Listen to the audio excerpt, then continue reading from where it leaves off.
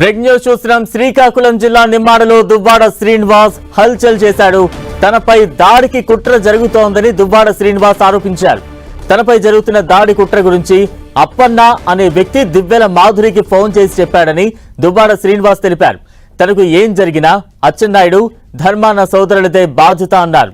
గతంలో అచ్చెన్నాయుడు ధర్మాన సోదరులపై దువ్వాడ శ్రీనివాస్ ఘాటు వ్యాఖ్యలు చేశారు.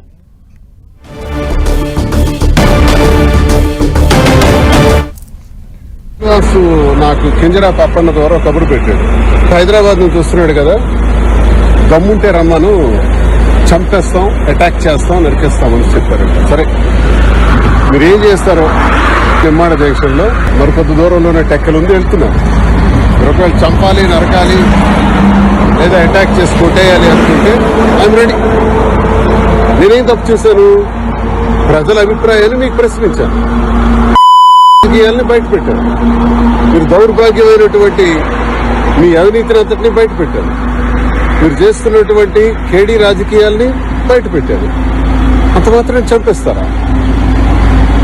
ఓకే, చంపేస్తే దువ్వాడ శ్రీనివాస్ అదిరిపోతాడని, బెదిరిపోతాడని నాకు అప్పన్నతో ఫోన్ చేయించారు. దయచేసి రావద్దు, అలా వెళ్ళిపోమని, హైదరాబాద్ మళ్ళీ వెనక్కి వెళ్ళిపోమని, రావద్దని. అందుకే ఆపాను, ఇక్కడ కారు ఆపాను, ఇక్కడ నిలబడ్డాను.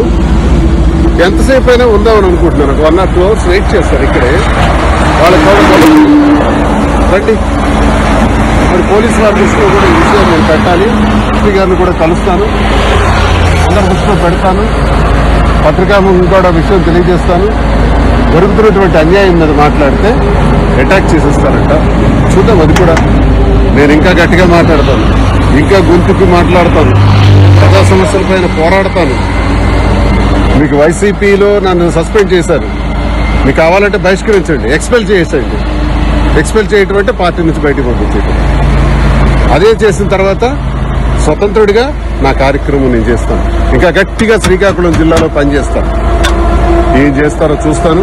ఒకవేళ చంపేయాలనుకుంటే నేను చావుకైనా సిద్ధండి. భయపడే రకం కాదు, అదిరే బెదిరే రకం కాదు ఈ దువ్వాడ శ్రీనివాస్ అని తెలియజేస్తున్నాను.